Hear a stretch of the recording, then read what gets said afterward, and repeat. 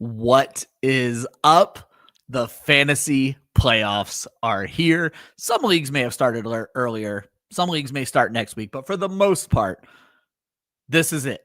This is your time to shine. If you're going to win a championship, it starts with a win in week 15, and that starts with waivers. That's what we're talking. Let's get into it.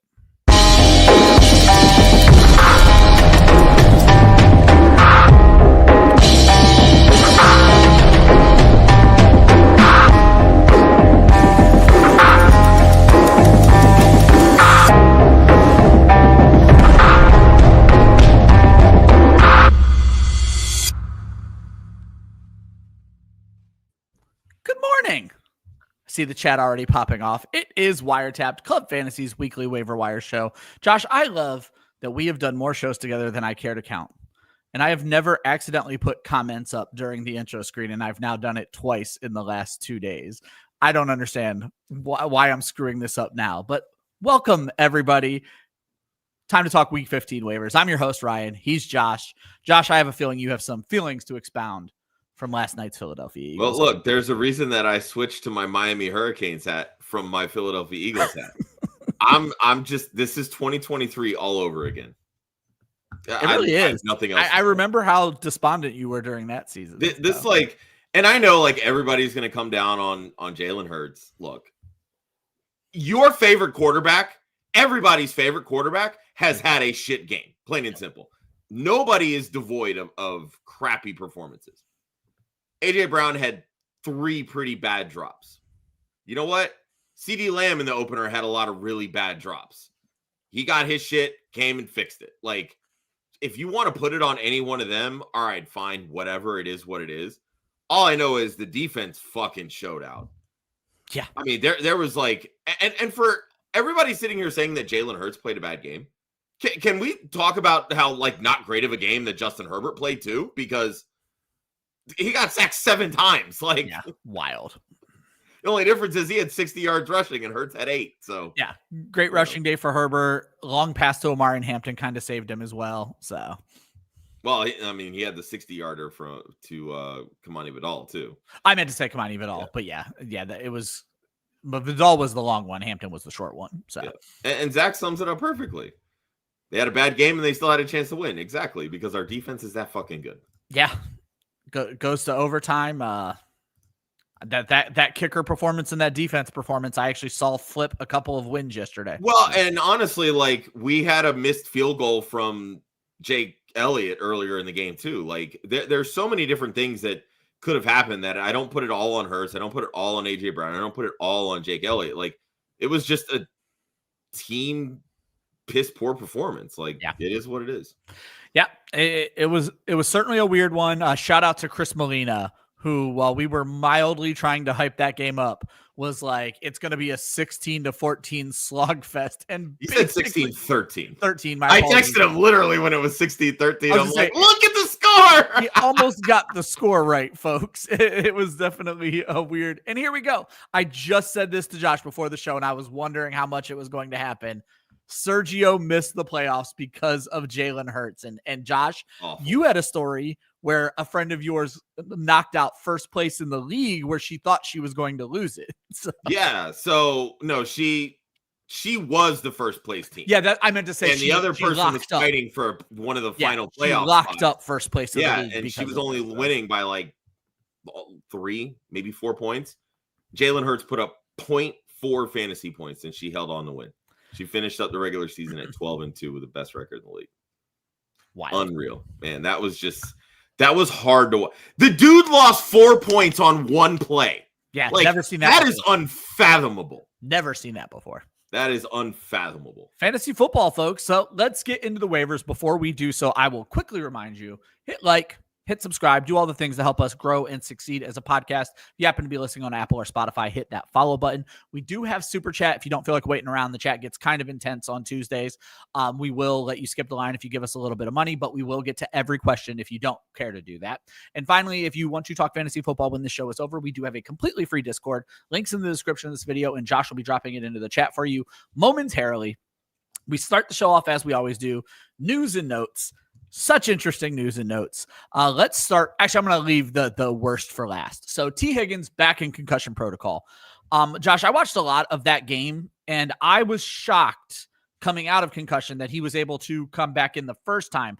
Apparently, they said he tested positively both times, went home, and then started experiencing symptoms. So first and foremost, shout out to T. Higgins for self-reporting, because a lot of times you worry that an athlete would do that, and T. Higgins did here. But to make matters worse, Josh, not that he's been doing much, the Bengals went ahead and just released third-round pick Jermaine Burton. He was suspended for Week 14, suspended without pay for Week 14. And Josh, I remember 2 instances, either this season or last, where he was rookie last year. 2 instances where he wasn't even taken to an away game. They just left him at home. So. Yeah, Jermaine Burton was a head case, and that was always his thing coming out of Alabama. In terms of T. Higgins, and this is what we've talked about really for the last couple of weeks, specifically with CeeDee Lamb. Yeah. We don't know how the body's going to respond to head trauma, plain and simple. You can be fine 1 minute, as witnessed by he passed not 1 but 2 concussion tests during this. Yep. You can call it, medical malpractice, whatever you want to call it. Fact of the matter is, he passed the test. Plain and simple. He was able to come back into the game, and there weren't any ill effects then. But then he gets home, he's not moving around, he's not doing these things. Then the body starts reacting. And that's to show everybody is different. Yeah, and you wonder if the adrenaline from playing in a snow game and all that played into any of it. But definitely a strange one. But again, shout out to T. Higgins. Get yourself healthy, guy. Kansas City left tackle Wanya Morris out for the season after a knee injury. And then Josh, when Gator first put this in our group chat yesterday, I thought he was actually joking. And then I started getting the highlights. 44-year-old Phillip Rivers worked out for the Indianapolis Colts on Monday. Daniel Jones tore his Achilles, and then Riley Leonard banged up his knee, which I didn't even see happens. And Anthony Richardson is still out with this orbital bone, still on IR. Josh, is Phillip Rivers going to start for the Indianapolis Colts on Sunday? Not if he's trying to make the Hall of Fame this year. I was wondering about that too. So basically, if he signs, so for those unaware, Phillip Rivers is currently a semifinalist for the 2026 Hall of Fame. Yes. Now, I don't think he's going to get in on the first ballot, but that's neither here nor there. If he signs to a practice squad, but does not appear in a regular season game, his clock does not restart. Okay. But if he signs to the active roster of a team, his semifinal nature is rescinded, and the clock now restarts, and he will not be eligible for the Hall of Fame, presuming this is the only season he plays until 2031. Jesus. Because it's 5 years. It's 5 years. Yep.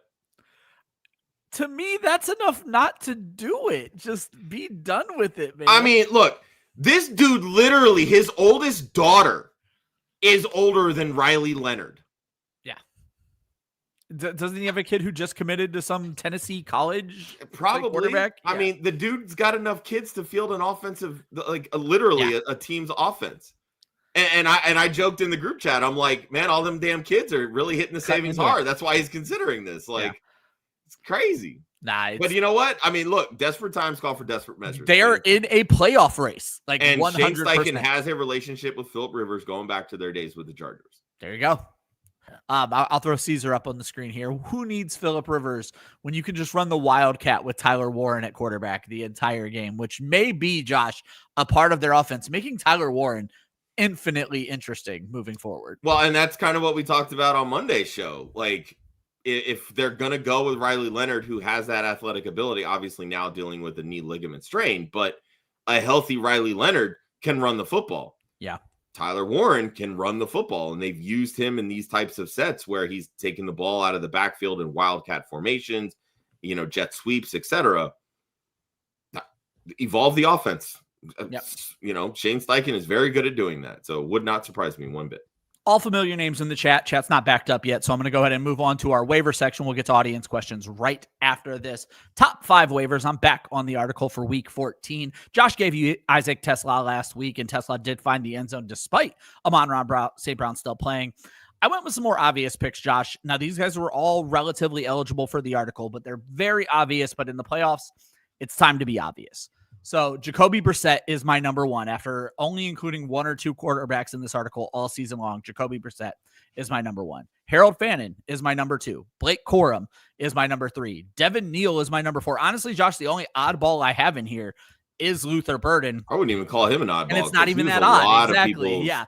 But let's get this thing started with Jacoby Brissett, Josh. I titled my article this morning, "Why Do You Hate Jacoby Brissett?" Because I don't understand it. And I think you guys, anybody who's following this show and everyone in the audience is following this show, knows that me and Josh have been on this Jacoby Brissett thing. Just to remind you, since he took over in week 6, Jacoby Brissett is the quarterback 2 in fantasy football. It's Josh Allen and it's Jacoby Brissett. Josh, what bothered me the most, and I put this in text message yesterday, he went down 2%. And I understand we're afraid of the Rams. Jacoby Brissett is throwing the ball in an insane amount of volume. He is as safe as it comes in fantasy football. The fact that he went from 49% rostered to 47% rostered tells me a lot of fantasy managers don't realize what they're doing right now. Yeah, the vaunted Rams defense, and I don't want this to come across as like I'm shitting on the Rams because they are a very good defense, but this vaunted Rams defense still allowed Brissett to be the QB 12. Yeah. And gave up the wide receiver 1 overall performance on the week in Michael Wilson. So like guys, seriously, stop leaving Jacoby Brissett on waivers. I mean, I hope he makes it through one more time so I can call my stream of the week again this week, though I will mildly buy into it is a little bit tougher when we see what Houston has done to other quarterbacks. I'm still not benching Jacoby Brissett. Yeah, I mean, he has the safest floor of any quarterback. We've talked about it for what feels like 2 months now. He has over 250 passing yards in literally every game this season. And in all but one, he has 2 touchdown passes. Yeah. That is an 18-point floor. So Keenan knows how to jump the line without giving us any money. Ask a question about who we're talking about. Jacoby Brissett or Dak Prescott, Josh. And I told you in my very first run of rankings that are available on clubfantasyffl.com right now, Brissett falls in as my QB 8. You said too low immediately. And I said my Tuesday rankings are my worst rankings of the week. Don't get me wrong. But Josh, I did say there are quarterbacks I would start ahead of him. Dak versus Minnesota, I'm probably going to lean Dak. I love Jacoby Brissett. This is the right kind of problem to have. I'm going to go Dak Prescott here. It's in Dallas. Yes, I'm going to go Dak. Yep. If it were in Minnesota, 100%. I'd be going go the other route with it. Yep. Yeah. I mean, Brissett also has a really, he's got the Texans. But again, he just faced the Rams and that's what I'm saying. Up a QB 12 week. So you better have Josh Allen. Let's just quickly look at the people I have currently ahead of him. Josh Allen gets New England, which means Drake May gets Buffalo. I'm starting both of those two ahead of Jacoby Brissett. Jalen Hurts, before last night, was my QB2. He gets Las Vegas. He's interesting. Matt Stafford, revenge game against Detroit. It's in the Rams. I'm starting Stafford over Brissett. Joe Burrow gets Baltimore in Cincinnati. I'm starting Burrow. I'm starting Prescott. I'm probably, I can move, let's see. I'm going to move Hurts. I'm going to move Hurts down, and I'm going to move Brissett ahead of those two. Brissett is my QB6 now. So here's who I'm starting ahead of him, Josh. Josh Allen, Drake May, Matthew Stafford, Joe Burrow, Dak Prescott. Those are the only 5 quarterbacks I would start over Jacoby Brissett this week.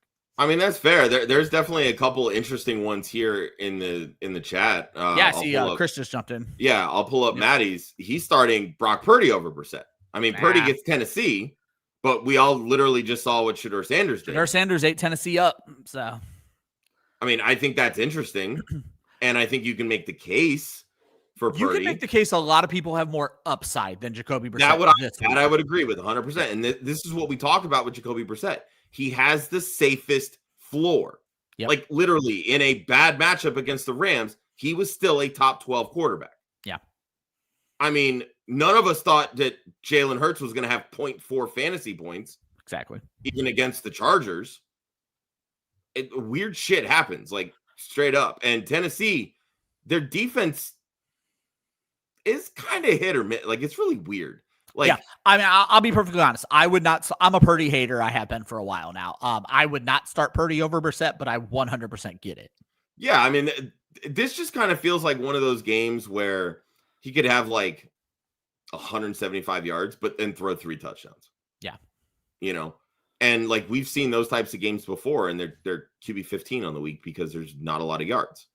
So, I mean, if you want a safe floor, I'm still going Brissett, but I mean, sure. I like I said, I'm perfectly fine going Brissett. The other one that Chris brings up, I do think is really interesting because we're going to talk a little bit about T-Law later. Yeah, Brissett versus T-Law. T-Law has the Jets, and as we've mentioned, Brissett versus Houston. And I don't love that it's in Houston, though I don't think the Texans are an enormous home field advantage in the NFL. Again, Josh, I'm going Brissett. Trevor Lawrence is someone I need to take a look at because I had him behind some better names, and those names kind of have let me down, Justin Herbert. And so I have to see where T-Law is going to slide in. But I'll just, putting it bluntly, if it's my team right now, again, I'm a broken record. It's Jacoby Brissett. Fun fact, last 4 games of the season, Trevor Lawrence is QB4. Guy's balling. I mean, so like this really is like Jacoby Myers unlocked Trevor Lawrence, and there's no denying that. Yeah, it really feels that way. So I mean, again, like these are champagne. This is the weirdest thing to say. These are champagne problems. Yeah. And I never thought I would put Jacoby Brissett and Trevor Lawrence in the category of champagne problems. Yep. I want to quickly, let's throw Zach up here, and then we're going to get to every question, folks. Don't worry about that at all. But let's wrap this Jacoby Brissett discussion up with Zach. Jared Goff, Jacoby Brissett, Trevor Lawrence, JJ McCarthy, Bryce Young, Aaron Rodgers, Tyrod Taylor needs the highest upside possible. To me, that comes down to Goff or T-Law. Goff has the better opponent this week, but he also has the better weapons. Yeah, I mean, Goff on the road, I'm not yeah, it's rough. It's in a dome. Well, yeah, they can open it, right? I don't remember if the Rams can open or not. Chris, I mean, you're going to get the whole, Goff going back, playing his old team, Stafford playing his old team. That stupid narrative that we should have moved off of from 5 years ago. Yeah. Or 4 years ago, whatever it is. To me, the safest floor is T-Law. Or, excuse me, highest upside is T-Law because he gets the Jets and it's at home. And it's in Jacksonville. Just watch that rain. Hope that they don't end up with another rain game like they had this past week. And then, Josh, I do think we need to talk about Harold Fannin because, as I mentioned, that Jacoby Myers unlocked Trevor Lawrence. Shedeur Sanders seems to have unlocked Harold Fannin, and there's been some mild mediocre games. But over the last 3 games with Shedeur Sanders as quarterback, Josh, Harold Fannin is the tight end 2 in fantasy football right now. So he's currently the tight end 6 overall throughout the whole year. He's tight end 11 in points per game. He's one of only 8 tight ends this season with over 600 receiving yards, and is currently 4th among all quarterbacks, tight ends in targets with 85. Wow. How is this guy on waivers? So I do want to say I broke my rules a little bit. He is only available in 46% of leagues, but it made sense for the playoffs. So still, this is a guy that you just put on your bench. Yep. Let him work his shit out. Well, certainly over the last 3 games, you should have been playing him. Yeah, I mean, he's the tight end too. And, I know we got questions about Fannin. I think it was right after Shedeur's first start where it was like 4 for 48. Like, it was a pretty low floor game. That's what you get from tight ends. But it's like, that's what you get from tight ends, 100%. Yeah. And then we've seen the explosion, especially last week, 8 for 100 or whatever it was in a touchdown. Yeah. I don't care what the matchup is right now. 100% agree. What wide receivers is Cleveland throwing to? Exactly. You get Jerry Jeudy on a deep play, and that's it. And sometimes he drops it, as we saw 2 weeks ago. So. More often than not, he drops it. There's that, yeah. Or fumbles it after the catch. Forgot about that one, yep. This is just what he does. So Harold Fannin is the safety blanket, the number 1 target. He's the whole fucking passing offense. Well, and we talked about this. Stefanski is keeping Shedeur Sanders kind of in a box. And Harold Fannin is in that box with him, and that's very important. So, yeah, I'm all aboard on Harold Fannin, and I think if you have him in Dynasty, you're sitting on a gold mine right now. Yeah. Let me tell you about a Dynasty mistake I made this past week. I think this is good for people to learn, especially if your trade deadline is still available. So in the OG Club Fantasy Dynasty League, the one that I came in later, our good friend Drew Metcalf needed a quarterback. So he came at me with a little soft offer on Jacoby Brissett. And I said, look, we might face each other in the playoffs. I can't just give you Jacoby Brissett. So I made him some pretty outlandish offers. He turned them down, and that's fine. So everything went the way it went. We're not playing each other, but that none of this matters. What matters is, Josh, you mentioned if you're sitting on Harold Fannin, you're sitting on a gold mine. Ours is a 1 QB league. And I happen to have Justin Herbert, Jaden Daniels, and Jacoby Brissett. I think Daniels and Herbert are going to be fine next year. Jacoby Brissett's going to round out the season for me. The mistake I made not going after a higher pick and moving him Herbert or Daniels, I feel like a complete fucking idiot. Why my brain didn't be like, I don't need these two quarterbacks, and he desperately needs a quarterback. He would have given me the world probably for Jaden Daniels last week. And then I would have knocked him out of the playoffs. One quarterback dynasty league, like if you get Harold Fannin straight up. Yeah. And so I just feel like I made a huge mistake not thinking. I thought about what he wanted instead of what I wanted to offload. So just learn from my mistake there, folks. Let me wrap this section up with just a reminder. This full article is available on clubfantasyffl.com. Our top 5 picks are Jacoby Brissett, Harold Fannin, Blake Corum, Devin Neal, and Luther Burden. I will wrap up with the Devin Neal versus Blake Corum. And with Blake Corum, I kind of looked at Blake Corum as kind of a monolith for all handcuff running backs right now. We've said this for ages. You should be cuffing your starting running backs right now, and Corum might be the most valuable cuff. Because, Josh, you said something really interesting, is that Kieran Williams is dealing with an injury. Blake Corum is playing well, and the Rams are kind of, I don't want to say coasting into the playoffs, but they're very likely to make the playoffs. There's no reason to think that over the next 3 weeks, Blake Corum isn't going to continue to see really good volume. Yeah, and how I compared it yesterday, he's the better version of Tyler Algier. Yeah, both of these guys have flex appeal, standalone value because of how they're being used in their offenses. But the fact of the matter is, Blake Corum's ceiling is higher because he's in the better offense. Yep. Well, what I said in my article was you might not get 102 touchdowns, but if you get half that, he's still a flex play. So. 100%. All right, guys, full article on clubfantasyffl.com. Let's get to the chat. You folks have been waiting for a while. We get all the way back to Jason Williams, who actually had it in there before the show even started. So shout out to Jason Williams. Would we drop Alec Pierce or Jaden Higgins for Juwan Jennings or Wan'Dale Robinson in half PPR? Josh, I love Jaden Higgins, and honestly, Alec Pierce, I like. They have no quarterback. I'm probably making both of these drops at this point. I'm prioritizing Wan'Dale Robinson. I would prioritize Wan'Dale. I'm fine dropping Alec Pierce. Maybe even holding Higgins. Yeah, I would hold Higgins. Juwan Jennings is interesting because really the top of the passing pecking order right now, it's CMC and Kittle. It's not Jennings. Like, he'll catch a random touchdown here and there, but his floor is like 6 points. Like, it's not great. Yeah. Keenan. Not able to get Fannin off of waivers. Would we go Waller versus Pittsburgh? He is in Pittsburgh, or Theo Johnson versus Washington. Josh, I like Theo coming off of the bye. Jackson Dart was loving Theo, and now they've had this extra time to get together, get right. Waller was not that good this week, though. Pittsburgh does bleed points to the tight end. I'm going to go Theo in this situation, Josh. Yeah, I'm going Theo Johnson as well. And I do want to just add really quick on Juwan Johnson. His floor game was week 11, and I'm talking like kind of once Purdy came back.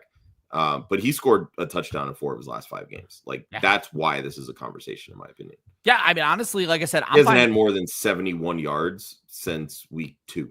Yeah, Higgins is a floor play.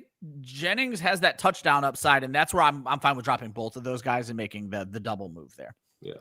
Keenan says, if CD is out, which wide receivers are we starting? He has Christian Watson, who we are starting, though. That is a tough matchup. Chris Godwin versus Atlanta on Thursday. Cortland Sutton versus Green Bay, or Ryan Flournoy versus Minnesota. Watson and Flournoy. If CD is out. If CD is out, you have to kind of start Flournoy. I completely agree with that. I do like Godwin. If CD's in, well, you're probably starting CD, I'm assuming, unless you don't have CD. Well, but this is the thing, is that you're probably not going to know by Thursday whether CD Lamb is playing or not. Oh, great point. Yeah, you kind of have to leave Godwin out of your lineup in that situation. Unless you trust him against Atlanta more than Watson against Denver. The problem is, as we've pointed out on this show, Atlanta's gotten worse against outside wide receivers, and slot guys have kind of had some issues with them. So. Mm-hmm. Keenan says, would we look to pick up Dart or the Eagles defense this week just to play keep away. He has Dak and the Texans D, but his opponent is dealing with Lamar and the Packers D. Now, here's the thing. The Packers have Denver. That's not a matchup. I don't think you need to play keep away with the Eagles D because I think that guy's going to run the Packers D. Josh, I'm 100% looking to play keep away with Jackson Dart. He says he would have to drop Emmanuel Wilson or Chris Godwin. If I don't have Jacobs, I'm guessing he does have Jacobs, but if I don't have Jacobs, I'm easily dropping Emmanuel Wilson. Yeah, I would too. I don't know that I would drop Godwin to get Dart, but if you don't have Josh Jacobs, by all means, drop. What if he does have Josh Jacobs, though? Is playing keep away worth losing a cuff? I don't think it is. I don't think it is either. Yeah. Jackson Dart's schedule isn't great either, by the way. No, this is his last must-start game, so... Quincy says in the playoffs in both of his leagues, he did go 14-0. Congratulations. Oh, yeah. Other league, he has to play the number 1 team. He's number 8. They're giving him a 40% chance. Or no, they're giving the number 1 team only a 40% chance of beating him. Congratulations. Let's go. That's impressive. Love that. Keenan says, can the Colts not get Flacco, Winston, Wilson? They cannot. So here's the thing. The trade deadline is long past. Yeah. The only way that the Colts can realistically have a shot at any of these guys is if the teams outright release any of them. Yep. Like the Bengals would have to release Flacco. The Giants would have to release Winston or Wilson. Well, then they would also have to go through waivers. Winston, I believe, is the only one that would actually have to, just given his contract. Okay. Flacco, I think, would be able to go straight to free agency. Now, in baseball, they'll do shit like this where it's a trade via waivers. I don't think they do. I don't think I've ever heard of this in football. So, yeah, no, it's very different in football versus baseball. But yeah, I know in baseball, there'll be something where like, we'll cut him. And if you get him on waivers, you give us this or whatever. So. Yeah. That's the August period. Yeah.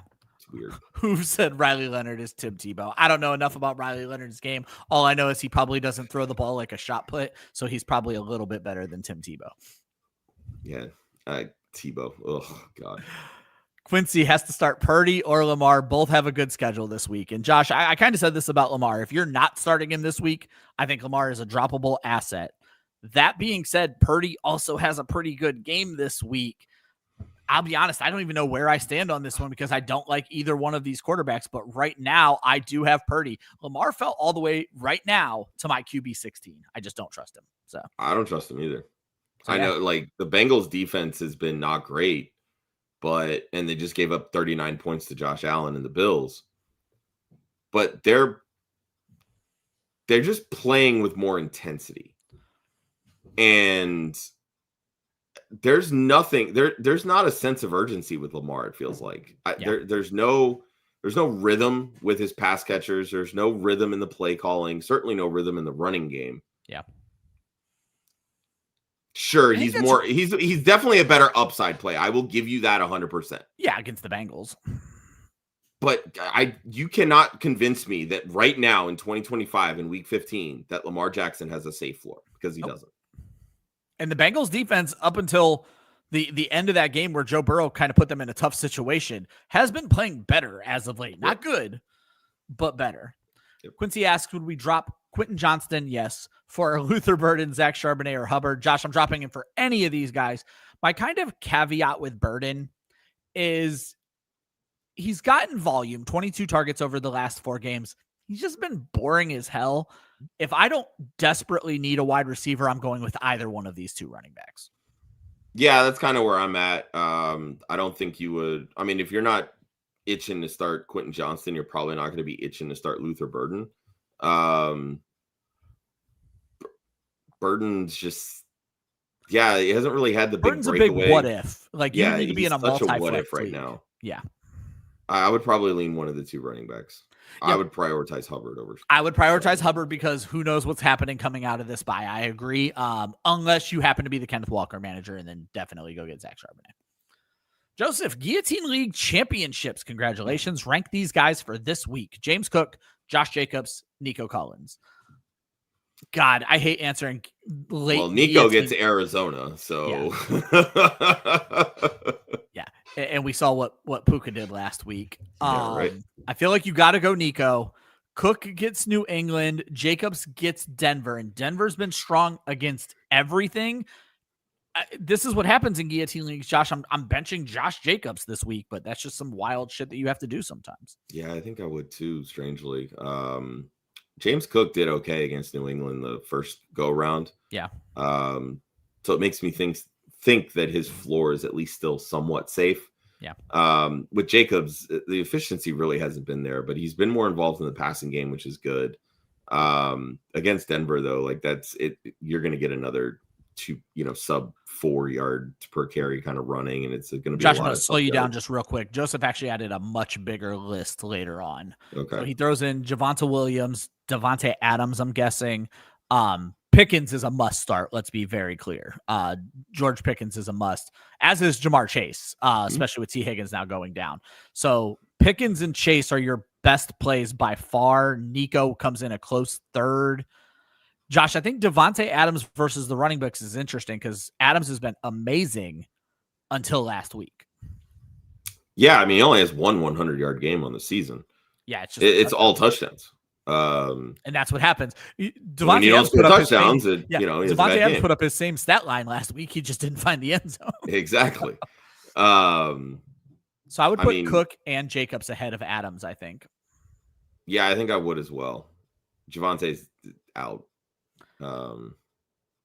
Yeah. But definitely Jamar Chase. Don't overthink it. Jamar Chase, Pickens, Nico Collins are must starts in that league. Yeah, I agree. Quincy, week 16, thinking about dropping Brenton Strange for Dalton Schultz or picking up Waller. I think isn't it Waller who has a crazy good week 16 matchup against Cincinnati? If I'm only thinking about week 16, Josh, I would gamble on Waller in this situation. Same. Yeah. I mean, I'm all for Brenton Strange, and he's got a great matchup. Really, the rest of the season, his schedule lines up great against great. Just not Cincinnati great. Against tight ends. Yeah, it's not Cincinnati great. But I feel like people are just looking at, he only had 7 points. Literally scored a touchdown that got called back by a penalty. Like his game would have been that much better, folks. So don't discount Brenton Strange because of one so-so game that obviously was on its way to one better. Yeah, Strange is a great play, but the fact of the matter is this. We just saw Cincinnati once again get killed by Dawson Knox and Dalton Kincaid. If you are thinking about streaming tight end next week, Darren Waller is your play, plain and simple. Cincinnati cannot cover tight ends. Jose Rodriguez. Let's go with Garrett Wilson, Tedoroa McMillan, Mike Evans, Chris Godwin, Jawan Jennings. We need to pick 2. So from this group immediately, Josh, I think we can eliminate Garrett Wilson. You and I have been on the train that he is not starting. And even if he does start, I'm not throwing him out there because it's Brady Cook. So I think it's Tedoroa McMillan. And based on what you were saying before, it's Godwin or Jennings. Yeah, it's kind of where I would lean. Not ready to jump into the Mike Evans pool yet. Give him a game back. Godwin seeing the targets. It's all there. So yeah. I mean, he adds in Michael Wilson. If that's one of the case, then you're damn well firing up Michael Wilson. So. I didn't even think if it was Michael Wilson. If it's Michael Wilson, it's the first 2. It's Michael Wilson and Tedoroa McMillan. That's where I would go as well. Yep. Yeah. Did you say he added that in there? That was his most recent one. Michael Wilson and Tedoroa McMillan. Don't even overthink it. You're good to go there. Here's the thing, though. If Marvin Harrison Jr. plays this week, I'm not starting Michael Wilson. Michael Wilson did take a step back in that 1 3-quarter game that Marvin Harrison played. You're absolutely right. He is concerning when Marvin Harrison actually plays. And then which case you would go with, but then he can't go with Godwin because he has to wait. So then it's Jawan Jennings, which I'm not mad at. I would pivot to Jennings. It's Tennessee. It's not like it's a terrible matchup. So Caesars is eliminated from the dynasty playoffs, but before the deadline, he traded Algier and Adams for Luther Burden, a second, $30 in FAAB, and presumably a better second round pick in 2028. I think that's a great deal. Look, for as great as Adams is, you're talking about dynasty value. He's not going to fetch a first round pick at 32 years old. Yeah. You're hoping that you get multiple seconds for a guy like that. Yeah.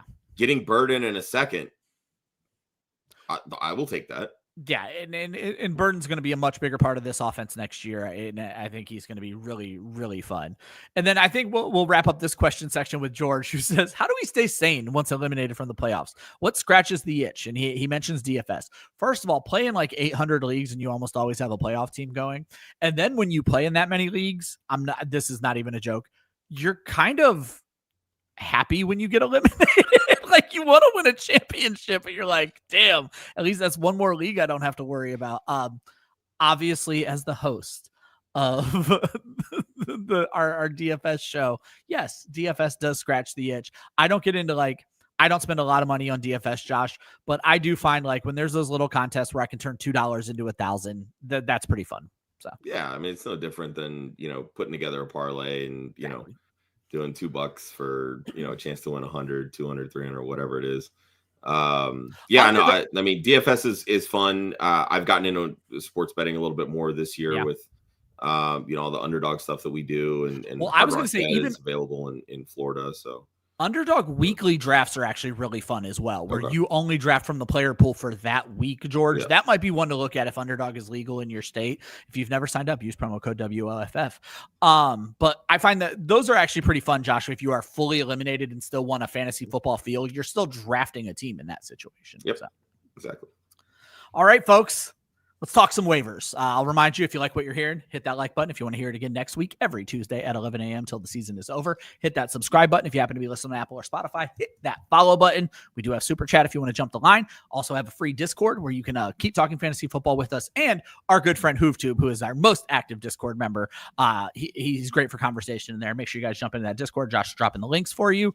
We call it Morris Code. This is the cheat code, how you are going to win your league, especially going into the fantasy playoffs. And Josh, I wanted to make sure how I listed these would be players I would be willing to play with my fantasy life on the line. So when we start with quarterback, Josh, there were a lot of names, and you'll hear some more of these names down in the deep sea diving. Trevor Lawrence, Sam Darnold, and Tyler Shuck stood out to me as the three names we needed to talk about. See, Hoove, I didn't forget about your guy. But Josh, I do think based on what you said earlier, Trevor Lawrence, if you're not getting Jacoby Brissett, or maybe even if you do have a chance at Jacoby Brissett, Trevor Lawrence might be the go-to for week 15 specifically. Yeah, I mean, overall in the season, T-Law is the QB 16 in points per game. So it's really easy to look at that, ranking and the number right next to him and be like, I don't want that guy, whatever. But Jags had their bye in week 8. Since week 9, Trevor Lawrence is the QB 7. And over the last 4 weeks, as I mentioned earlier, he is the QB 4. Getting Jacoby Myers gave him a reliable target, one that he can trust. And that was the same kind of rapport that we started to see him develop with Travis Hunter. He is getting comfortable throwing to that, Chris Godwin-esque role in this Liam Cohen offense. He hasn't yet figured out how to consistently throw it downfield to Brian Thomas Jr. But take what we can get here, folks. He's using his legs as well. Yeah. And that's the biggest thing here, is that he's getting it done with his arm, and he's complementing that for fantasy purposes, adding a rushing touchdown here. They're adding 20 to 30 rushing yards. That's the kind of stuff that you want. He's playing his best ball right now. He gets the Jets this week, a cake matchup. He just torched the Colts. He gets them again during championship week. So important. We talked earlier in the show that Jacoby Brissett is on waivers. If you want, grab both of these guys, 100%. Trevor Lawrence and Jacoby Brissett. You start Brissett in week 16, and you sandwich it with Trevor Lawrence in weeks 15 and 17, sounds like you might be hitting a home run right here and winning your fantasy championship on the backs of two guys that weren't even on your radar at the start of the season. Yeah, I'm in a lucky situation where I have a bye in my most important Jacoby Brissett league, so I don't need to worry about starting him this week. But I've been holding Justin Herbert in that league, Josh, and I think I'm going to move off and use Justin Herbert's roster spot on some more important plays, if you will. So makes sense. I do want to let everybody know there are some newer names in the chat. We will get to every chat question. This is our longest section of the entire show, but we will get to every chat question right after this one. As we move on to the running backs, Josh, let's not forget Devin Singletary looked good before the bye. Chris Rodriguez is still a starter. He did not look good last week. But I think the most important person in this section, Josh, is a lot of persons. And that is your strategy this week should be to look at your top 2 running backs and make sure you have their direct backups. And I don't just mean if RJ Harvey gets hurt, there's not one player who's taking over the workload. You don't need to handcuff RJ Harvey.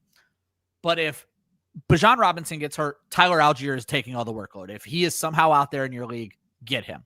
If Christian McCaffrey gets hurt, Brian Robinson is taking over the full workload. Get him. But Josh, the one everybody has on their mind right now, we saw Devon Achane go down in this game. We heard he could come back if needed. We saw an interesting situation where Ollie Gordon takes a back seat to Jalen Wright. Jalen Wright scores the first touchdown while Achane is healthy, but Jalen Wright also sees like 24 carries in this game. Which Miami running back are you prioritizing, Josh, or are you even doing this if you are the Devon Achane owner? Yeah, if I roster Devon Achane, and this is kind of how I'm looking at this. So Achane had 7 carries in this game. There were 29 other non-Achane carries by Miami running backs. Yeah. Obviously, you mentioned Jalen Wright had 24 of them. Ollie Gordon had 5. When Devon Achane went down, if I remember correctly, Miami was already up 21-0. Yes. Okay. So it would be really easy for a team. It's kind of what we talked about with Blake Corum this past week, going for 100 yards and 2 touchdowns. That second long touchdown run, they were already up 3 scores, 4 scores, whatever it was. It didn't matter. You weren't putting Kieran Williams into that game. Ollie Gordon is I don't want to say a featured part, but he is a more consistent part of this everyday Miami offense. Jalen Wright has done next to nothing exactly this season. He got stuffed on like 3 straight tries at the goal line in week 1. And Mike McDaniel basically said, well, I need a 235-pound running back to do that. Yeah. And then basically said, Jalen Wright, you get in when Devon Achane's out. And so for me, it kind of feels like Wright is the direct backup. Which is very important in this situation. But look at Miami's schedule. How many games is Miami going to be up so much that Jalen Wright is coming into this game? It's a great point. Now, they do have plus schedule for running backs in 16 and 17 with Cincinnati and Tampa Bay, but the problem is there's a very good chance they're trailing in both of those games. And that's my point, is like they're not going to jump out to a lead the way that they did against the Jets. Absolutely. And a third-string quarterback. So, for me, I still want to prioritize Ollie Gordon. Okay. But from a handcuff perspective, like if I roster Achane and this is like the scare of all scares, I think you have to go get Jalen Wright. There you That's go. where I'm at. Maddie asked a great question. He is not the Bijan manager, but does still hold Algier in a 14-team league. Is he a hold or a drop? In a 14-team league, Josh, I think Algier has a little bit enough of standalone value. It would depend on who I'm dropping for, though. Yeah, and we've talked about this throughout this waiver show this whole season. Certain handcuffs have standalone value. Yeah. Bijan Robinson and Tyler Algier are those types of backs where one can operate without the other. Like Tyler Algier is the direct backup to Bijan, yes. But he sees plenty of run even when Bijan is healthy. Well, it helps that the Falcons have no wide receivers, and so they have to split Bijan out and let Algier play in the backfield. Exactly. So. And that's why Kyle Pitts is 3rd among tight ends in targets this season. Yeah. So, yeah, I think in a 14-team league, I'm fine holding on to him. Look, you're not going to love starting him. He's going to put up stat lines like 3 carries for 3 yards. You just hope that he falls into the end zone on one of those carries. But he gets receiving work. He gets rushing work. There's volume there. It's not a ton, but in 14-team leagues, you're just praying for 8 points out of the flex in most times. So, Josh, this is the first time all season where wide receiver was by far the most disappointing waivers. I struggled to put 5 names on this list that I'm happy to start this week. And if I'm being perfectly honest with our audience, I'm not happy starting one of these players this week. But my top 5 at wide receiver, keep in mind, Luther Burden was in my roster, and I would start him over all 5 of these guys. Jaden Reed, Shamiri DK, Darius Slayton, Jaden Higgins, and Devon Vele. And Josh, I see you have highlighted Reed and Vele. I just wanted to throw out, and I know we all follow the same people, but did you see that Shamiri DK leads the NFL in all-purpose yards this season? Like, this kid came out of nowhere. I remember we had our good friend, I am blanking on his name right now. Who did our wide receiver show with us in the offseason? Jagger. I was like, my God, I know exactly who I picture him in my face. Jagger was not a fan of Shamiri DK. I was like, well, at least it's a cool name. And he said, is it? But that's the only reason I know who this guy is, Josh. And now he leads the NFL in all-purpose yards. Wild as a kick returner. But if you're not in a kick return league, he's doing you absolutely no good. Exactly. What's your take on Jayden Reed, Josh? Because obviously he came off the IR last week. He was all right, but all right's not going to win you in the playoffs. Yeah, my take on Jayden Reed has always been he's touchdown reliant. He needs to be schemed to get open because it comes off the field in 12 personnel. Essentially that's what happened. He had only a 65% route percentage, which, for his first game back, solid, but it still came lower than what his average was last year at 73%. So, it came at the cost of Romeo Dobbs. Yep. Dontavian Wicks didn't get a single catch either this game. Yeah, it really slimmed down. Luke Musgrave was more involved, but it really slimmed down. Well, but Luke Musgrave basically made his day off of one catch. One catch. Yep. So that's really what this boils down to, is that this offense is Christian Watson and Josh Jacobs. Yep. Everybody else, you might see 5 targets. And then at that point, what are you doing when you see those? And we only saw 4 out of Jayden Reed. Exactly. Vele obviously took a step back this week, Josh, but that weather did nobody any favors in that Tampa Bay New Orleans game. Yeah, I mean, obviously he wasn't going to have the 20-plus point game that he had the week before. But again, that shows the type of upside that he has. But for me, what I'm looking at here, he had a 27.8% target share in this game, which was his season high. It's amazing. So he had a higher target share in a game when he only had 7 fantasy points versus when he had his season best game and a lower target share. So that tells you that Tyler Shuck is looking Vele's way and is not afraid to do so. That holds weight going forward when the Saints have home games or when they have good matchups. You want Vele on your team. Which brings me to his schedule. Carolina at home this week, as in New Orleans. Carolina's been iffy, but Carolina's not a bad matchup. The Jets, not a bad matchup. And then on the road, but against Tennessee. It's not a bad schedule for the Saints. That's what I'm saying. Like, Vele has a chance to finish, like, with these 4 weeks, very easily being a top 24 wide receiver. And yes, I see Hoov's comment. Hoov talking that shit. Says, why don't you go back and see who even brought up Shamiri DK? Good looking out, Hoov. Thank you. Yeah. So now I can say Hoov is the only reason I know who Shamiri DK is. So shout out to Hoov there. Josh, let's wrap this section up with tight ends. Same great group with one player we need to spend a little time on. Brenton Strange, we talked about. Jawan Johnson, or Theo Johnson, rather. Jawan Johnson did not make the list because he's at 60% rostered now. Brenton Strange, Theo Johnson, Isaiah Likely, and then Josh, I put Colston Loveland and Mike Gesicki, but they're definitely more streaming options. And Loveland, I think it's Cleveland this week, so I don't even know why I put him on that list. Gesicki, all of a sudden, Joe Burrow's back and Gesicki's healthy, and he gets way more involved this past week. But I think the far more important thing that's happening, Josh, is we seem to see the changing of the guard in Baltimore. Which is wild, considering the Ravens literally just gave Mark Andrews a 3-year extension. Like, where was this changing of the guard? And then you pay the guy who's losing his job, right? Great point. Didn't even make that connection. Yeah. So the last 3 weeks, Mark Andrews has scored 12.7 fantasy points. Isaiah Likely has scored 27. That's really all you need to know about this situation. Yeah.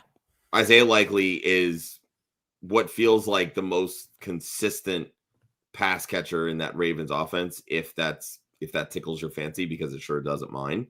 But I mean, he gets Cincy this week, so sure, fire him up. Like, if Lamar can finally find a decent option, it's Likely for me.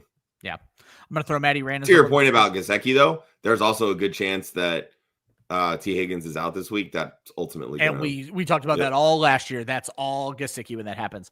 Yeah. Detroit, not a great matchup for tight ends, so that's what kind of bumped Parkinson down for me. He does make my deep sea dives, Josh.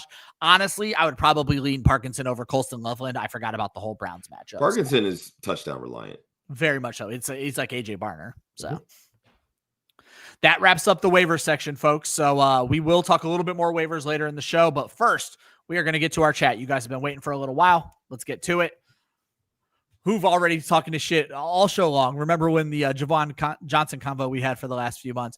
Jawan Johnson is sure and steady, Josh, and Tyler Shuck loves him, plain and simple. So they need options in that passing attack, especially after trading Rashid Shaheed. So, Chris Olave has his good days and bad days. He's very heavily targeted.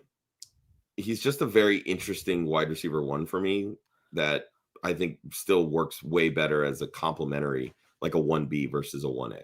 Yep. So, which again yields itself to more targets for Jawan Johnson and Devon Bailey. Yeah. Let's see here. Just starting some questions. And then we got my nephew, Caleb. Says he hasn't been in for a few weeks, but he's been doing well with the advice. And Josh, he sets this one up in your wheelhouse. What are we doing with Justin Jefferson? He doesn't want to bench him. And Josh, if you're going to play Justin Jefferson, it's going to be this week when the Minnesota gets the Dallas Cowboys. Yeah, didn't we say that last week when he faced the Washington Commanders? How'd that work out? It worked out terribly, Josh. You should have listened to me 3 weeks ago and picked up Michael Wilson and started him over Justin Jefferson, Caleb. That's what you should have done. Honestly, like that's... You're not wrong. I know you caught a lot of shit for that take, but... And you know what? I'm looking pretty fucking smart about it, Yeah. No, so you're lighting some fucking candles. You're saying your Hail Marys and praying to God that somebody blesses JJ McCarthy and helps him remember that Justin Jefferson is one of the best wide receivers in the NFL. Yeah. That's what you're doing. What else can we say? Because if you made the playoffs with Justin Jefferson, my God, you're a better fantasy manager than most. than a lot of people. Ain't that the damn truth? Yep. Rabbit Holler, new name. Welcome to the show. Brissett or Lamar. And Josh, it's a point per completion league, but to me, this is even more Jacoby Brissett. Like it was already Brissett, and the point per completion puts it. Yeah, Brissett's averaging almost 40 pass attempts per game. Yeah, they're not even in the same tier for me. Like they're not even in the same tier. No, yeah. it's Brissett over Lamar 100%. Jacoby Brissett, great question. Different league type. Glad to hear it. Charlene, hello. Josh, Jalen Hurts versus the Raiders or Drake May versus the Bills. I'm going Drake May here, Josh. Oh, I hate my life right now. I mean, it's got to be Drake May. This Eagles offense is just right now. This is the game that the way that they're playing. Do not be surprised if they lose to the Raiders. Like I'm half tempted to literally put money on the Raiders just for a reverse jinx. Yeah, because that clearly is what the Eagles need right now. Jalen Hurts is playing some of the worst football of his career right now. Yeah, I don't care how soft of a matchup the Raiders defense is. I'm going Drake May. If you've got those two options, pick the safer one. It's Drake May. And that Bills defense is cheeks. So Zach asks about RJ Harvey and Woody Marks. These guys basically put up the same stat line last week, Harvey and Marks. Marks gets Arizona, Harvey gets Green Bay. I'm not sitting RJ Harvey. RJ Harvey is the more talented of these two backs is the issue for me. And again, it was a solid game for Marks last week, like 20 plus carries, but only 68 yards, found the end zone, kind of helped his day along. But Harvey did the same thing. And I feel like this offense is going to rely on Harvey. So okay, first off, their stat lines this past week were completely different. Woody Marks had 26 carries for 68 yards. I was talking about yardage and a touchdown, but I see what you're saying. Yeah. 2 yards per carry versus 4 yards per carry. And Harvey's catching 6 passes. Yeah. So like, you're talking RB4 to RB14. Like they're being used very differently. It's RJ Harvey for me, and it's not close. I don't care about the matchup. There you go. Zach also asks, or would you pick up Singletary to start him over either one of those guys? I'm not going that far with it. He says, Dunze is benched out of spite. After I talk in a little bit, you may drop a Dunze out of spite, but I'm not going Singletary over either of those guys, Josh. No. I think you can make a case for Singletary over Marks. But we're going Harvey regardless. So. Yeah, you're going Harvey regardless. Yep. Charlene, Henderson, Kieran, Javonte Williams. Got to pick 2. Who are we benching? Javonte. I was going to say, Javonte Williams has taken a big enough step back as of late, and I think Dallas is going to be throwing a ton in this game. So, yep, I would agree. For this week, Bucky, Chase Brown, Travion Henderson, Jalen Waddle, and Amon-Ra St. Brown.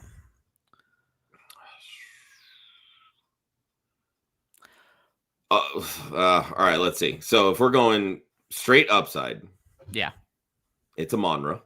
first. I'd say, Amon-Ra, after playing last week, he's got to come out of this thing with another 10-day rest, and he should be fine. So, let me see who the other guys are going against. Who do the Bucks have this week? Yeah, that's the one I'm on. Is that Atlanta? Yeah, Bucks have Atlanta on Thursday.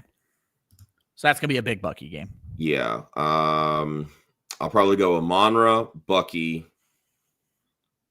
I'm gonna go Chase Brown with T. Higgins out.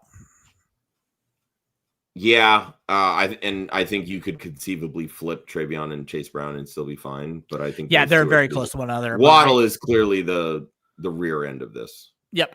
And I like Waddle, but yeah. he slides into the end because of how great your other options are. Correct. Yeah. I'm guessing this is also a guillotine league for Joseph. Yeah. It's a great lineup there. Craig says, can we still trust the Eagles offense? No, not at all. Yeah. Not at all. AJ Brown, that's about it. I have Devonta Smith with Tampa. Devonta Smith and Tampa with Amika. Should I drop them for who? It's hard to say who to drop them for, but you definitely can't play them. If you want to give us some names that are on waivers, we can take a look at it for you. Yeah, personally, I still would rather have Devonta Smith over Emeka Egbuka right now. I would as well. But yeah, it just really depends on who's the option you're dropping them for. I mean, we know the upside that Emeka Egbuka has, that Devonta Smith has. You know, if Michael Wilson's available, then yeah, you go get him. You know, if Luther Burden's available, I'm not dropping either of those guys for Luther Burden. Yeah, exactly. So. Guys are filling it up. We don't got to spend a lot of time on this one. It's Drake May. Yeah, we just answered that with Charlene. It's Drake May this week. Ashton Genty and Rico Dowdle worth starting or dropping. I'm certainly not dropping either one of them yet. Dowdle, I'm probably fine with giving a shot this week, Josh, just to see what the Panthers offense overall is going to look like. Genty, much like Justin Jefferson, just has a permanent spot on my bench. Yep. George, the way too early mock. So that will be it's a Monday show, and it's the week 8. It'll be after week 18 because there's no fantasy in week 18. We have nothing to react to. So week 17, we will react to the championship week action. And then week 18, we'll do the first way too early mock. So that would be anxiety, right? So yeah, 3 weeks from yesterday, I think. 15, 17, 18. So yeah, 4 weeks. So that would be, let's see, 15, 22, 29, January 4th, I think. There you go. So Monday, January 4th. January 5th, sorry. Yep, Monday, January 5th for the way too early mock. We'll make sure we get those invites out there. Get in the Discord if you're not in the Discord. Keenan playing Watson has him nervous because of the matchup with Surtain. That's why he thought maybe Cortland Sutton. And Josh, it's a viable concern because Surtain has been good. Yeah, and Sutton seems to have retaken that wide receiver 1 role, which we'll talk about here in a little bit. But, I mean, they're still going to spread the ball around. Green Bay's pass defense is mediocre. Like, it's okay. Bo Nix should be able to find him. I mean, look, if you're truly worried about Surtain, fine, go Sutton. You know, I don't think Sutton has the ceiling that I would agree with. Yeah, like Watson's a game breaker. Like he's going to get behind a defense. So yep. Kicker question: we go in McPherson or Boswell? To me, Josh, they're the same kicker. They're both outdoors. Cincinnati gets Baltimore in what should be a better scoring game. I'm gonna, and we saw what McPherson could do a couple weeks ago. I'm gonna go Evan McPherson here. Sure. I knew that would be your answer. May or Trevor Lawrence? So, Josh, I think this is a great question for you. May is still my QB2 on the week. I know we've been talking about Lawrence's upside, but I think May has that same upside against Buffalo. So it's Drake May for me. Yeah. I mean, I like Trevor Lawrence, and I think he's very clearly a top 10 option this week in a really good matchup. And, you know, he's been on fire the last month. You're still not benching Drake May. The upside is just way too good. I'm just throwing this up because it's hilarious. We'll get back to the questions. But why is Justin Herbert stiff-arming people with a broken hand? It's because he's a dog. Because he's a baller. Because he's a fucking idiot. Woods Girl, morning. First place in one league and squeaked into the playoffs in the other. There you go. Congratulations. Love it. Josh, we had this question earlier, and I think you and I are on the opposite ends. I'm going Jacoby Brissett, but you saw the upside in Purdy. So. Yeah, Again, Brissett is the safest floor amongst quarterbacks.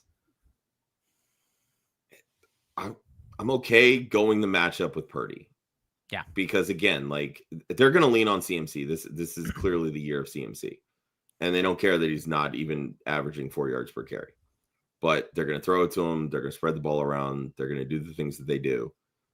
Tennessee's got a below average defense. They need to get Purdy right. He's had some up and down games. I'm okay going Purdy over Brissett if you're taking matchups into it. Yeah. Yeah. Joseph, Chase Brown, James Cook, Josh Jacobs. Let's assume we're picking. Let's just rank them, Josh. So for me, Cook, Brown, Jacobs. Enough said. There we go. Great question from Woods Girl here. Will Achane be used at all if Miami loses this week? Josh, I don't have an exact answer for this, obviously, but it seems like an unwritten rule in the NFL. My screen is frozen. Can you guys still hear me? Yeah. Okay, perfect. It seems like an unwritten rule in the NFL that the stars still keep playing. Plus, there's like contract incentives and shit that he'll need to worry about.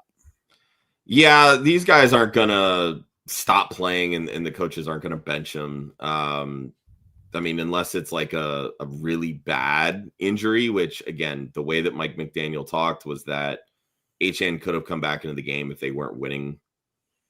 So I'm fine trusting Achane. I mean, if you're really worried about it, Woods Girl, go grab Jalen Wright, go grab Ollie Gordon. So that way you at least have, the presumed starter there in Miami in the event something catastrophic goes wrong or, they do decide to bench Achane. But the dude's having a career season. This is year 3 for him. He's eligible for an extension next year.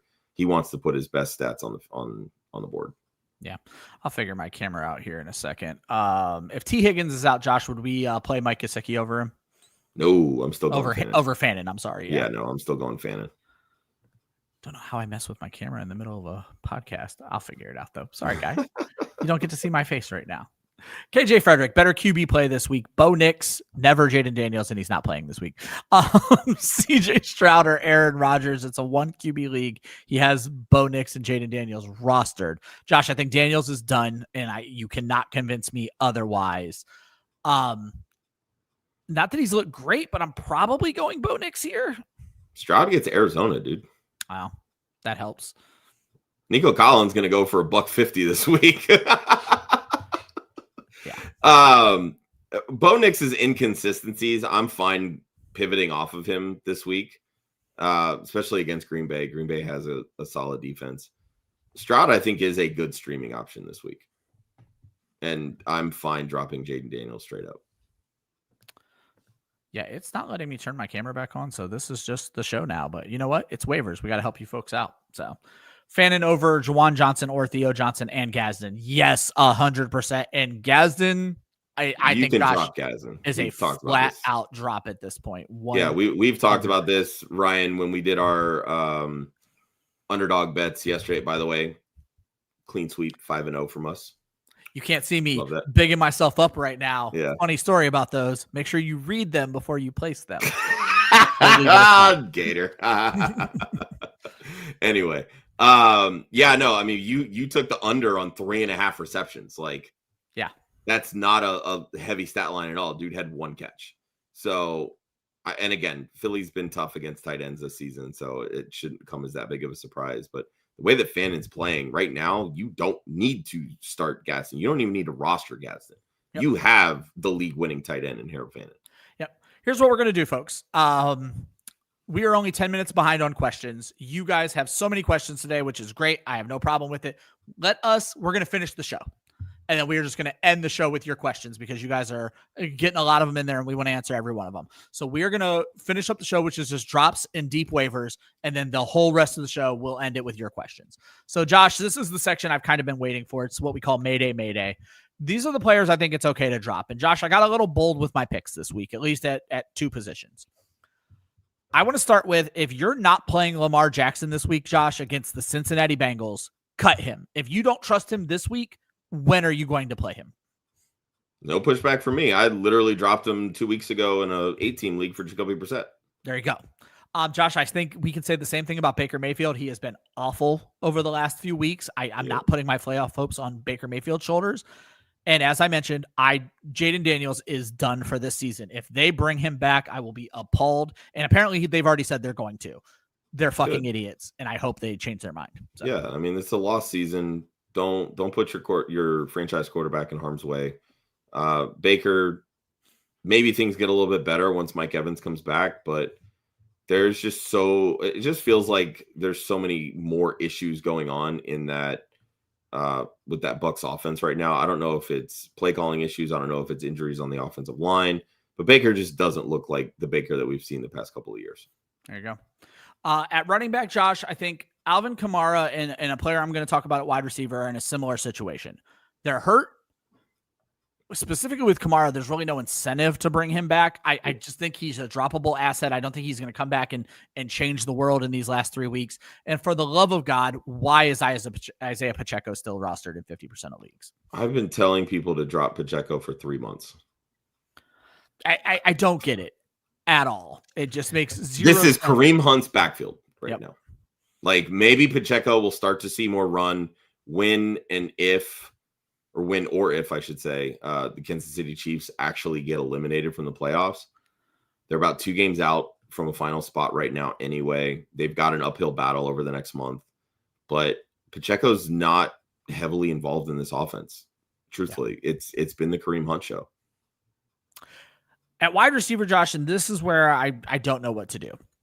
The 2 guys that we've been completely linked with each other for the last month, 2 months really, because their up and their downs went together. Rome Odunze and Emeka Egbuka. With Odunze being banged up, I think he is completely droppable based on his recent performance and the injury. Egbuka, I know we don't trust him, but he's not hurt. I don't know if I'm dropping Emeka Egbuka. I'm dropping Rome Odunze. I'm not dropping Emeka Egbuka, Josh. I'm hanging on to Egbuka. The targets are still there. So that makes me think that, there's just a disconnect. Something's going on. Maybe it drops concentration, whatever, because I do know he had a pretty big drop last week too. Yeah. With Rome Odunze, I don't know that I'm outright dropping him yet. I think he's kind of in the Justin Jefferson permanent spot on my bench kind of area right now. Yeah. And a lot of that is mainly because to me, he is still the number 1 in that offense. And it's just half the time they don't need him because their running game is so good. Yeah. So they're still trying to find some levels of consistency in that passing game.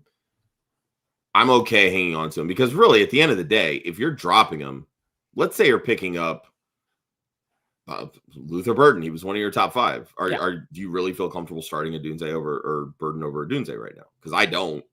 Well, my situation really hasn't done anything. Yeah, my situation would be I personally I think Odunze is out multiple weeks, and I don't feel comfortable starting Odunze at all. So I would say yes, I am comfortable starting. Well, I mean, okay, so if that's the case that we're getting at, and it's an extended injury, and it's not just the 1 week, but until we get that report, I don't know that because then you're dropping them, and then you're potentially giving somebody else a league winner. You know what I mean? Are you? I said potentially, okay? I chose my words correctly. No, it's fair. I'm just saying, yeah, maybe not for Luther Burden. And I said wide receiver waivers suck right now. But if I don't need Odunze and I do need Brian Robinson because I'm the Christian manager, McCaffrey manager, I'll drop Odunze for Brian Robinson all day. So. That's fair. And then Josh, similar at tight end, I think we're in the exact same situation.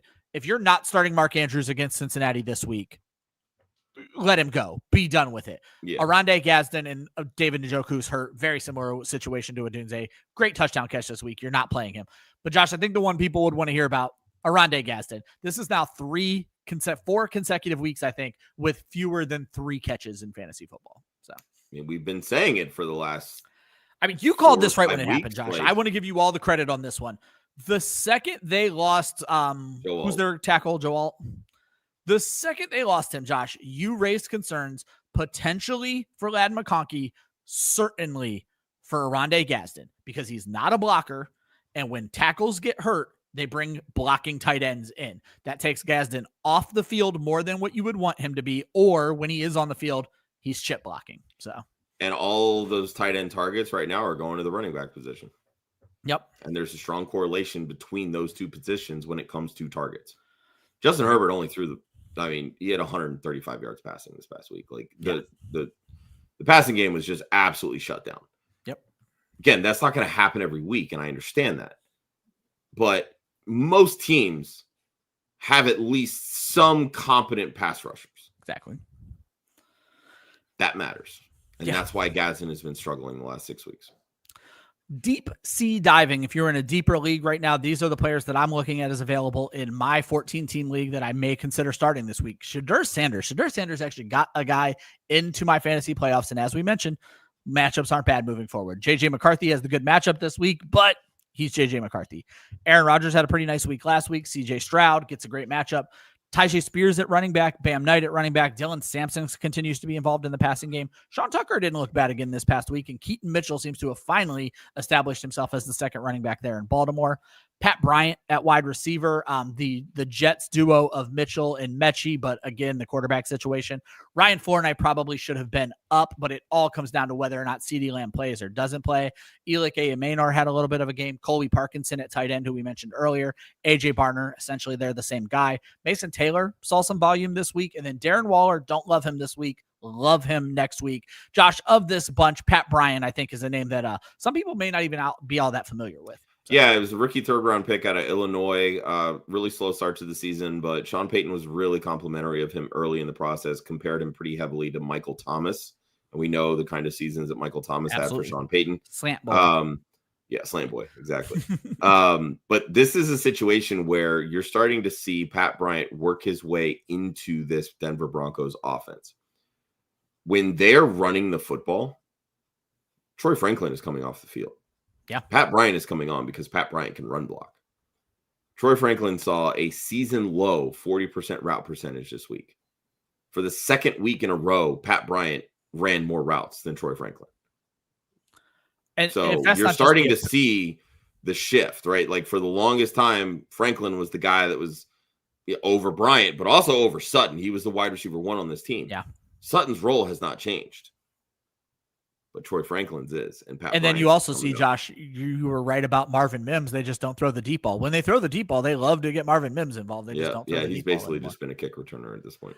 And then I'll just reiterate, keep an eye on this CeeDee Lamb thing. If you happen to roster CeeDee Lamb right now, if you have find a way to get Ryan Flournoy. Get Ryan Flournoy, because that's your immediate pivot.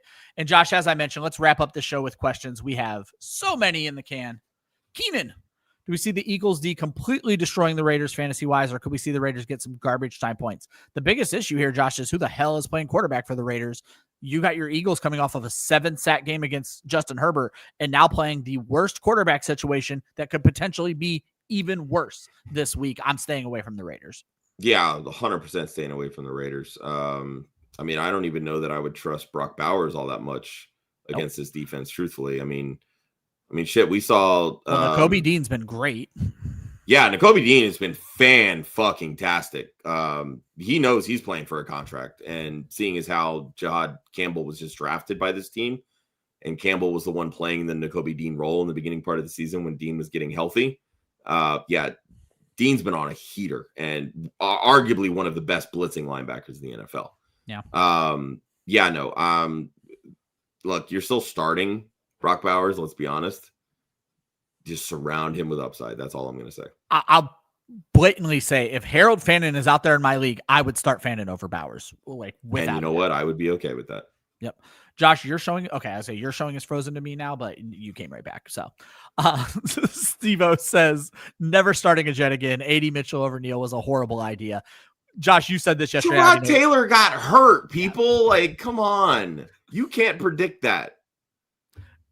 Although I guess his history tells you that you can predict. That. Still, you know. And then he probably went and got stabbed by a medical director on the sideline. And Jordan Addison or Devon Vele, I think, is a great question from Maddie Randoms. Josh, Addison had a decent week last week, and he gets a very beatable defense. You're definitely got no ceiling from Addison. And then, like you brought up, Vele had that wonderful target share last week. Yeah, Saints have the Panthers. Panthers defenses look good. They tend to do a lot better against number one wide receivers. So I think this is going to be a really bad Chris Olave game. And I think that lends itself to more targets for Vele. To keep this offense kind of churning as best they can. I'll go with the talent. And I think Vele is the ceiling play. Yeah, Vele is the 100%. ceiling play. Addison is the floor play. Yep, 8 to 10.4. Steve-O asks, Jake Ferguson, Harold Fannin, or Juwan Johnson. Normally, Josh, I would say it's Fannin, and it's Fannin easy. If CD Lamb is out, I think Jake Ferguson is interesting in this game. 100%. I saw something, I believe it was JJ Zacharyson in his data thread on Monday. He mentioned that Jake Ferguson, when CD Lamb plays, Ferguson's averaging just over 10 fantasy points per game. In games without CD Lamb, he's well over 16 fantasy points per game. There you go. So both these teams, or all three of these teams, play Sunday, I believe. So you should have all this information. But if CD Lamb is playing, 100% you're starting Harold Fannin. Yes. If CD Lamb does not play, it's Jake Ferguson, and I don't think it's particularly close. NRB, new name. Sorry you had to wait so long for your question. Appreciate you hanging out if you did. Jacoby Brissett or Sam Darnold. Josh, for me, it's Brissett for the floor, and Darnold might have a little bit better ceiling, but I don't even know that Darnold has that much of a better ceiling. So. They can run the ball, and they're going to play good defense against a third-string quarterback or a 44-year-old coming off the couch who hasn't played in 4 years. So this is so very easily Jacoby Brissett. I cannot stress this enough. Right, this is a perfect matchup for Sam Darnold and ends up as the QB 23 on the week. Yeah, with 4 fantasy points, because that's what's been happening. Because the Seahawks defense can run roughshod over the opposing offense. Yep. Harry Brooks says it seems likely that Drake London might not suit up Thursday. It's starting to seem likely Drake London might not suit up this season, just based on what I'm reading. Just throwing that out there.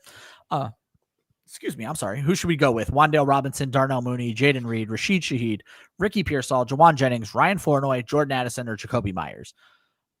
Josh, I wasn't sure who I was going to say until I got to the last name on this list. It's Jacoby Myers. Like, his role is solidified in a much better offense. So yeah, the top 3 I would rank Jacoby Myers, Wan'Dale Robinson, and then Darnell Mooney, and then Jawan Jennings. Those would be kind of my top 4 here. But if Lamb is out, I would jump Flournoy to 3. Well, but again, I mean, you're not going to know by Wednesday whether that takes place. So, I mean, if you feel like burning a priority on a guy that probably isn't going to play, sure, by all means, but I'm trying to win.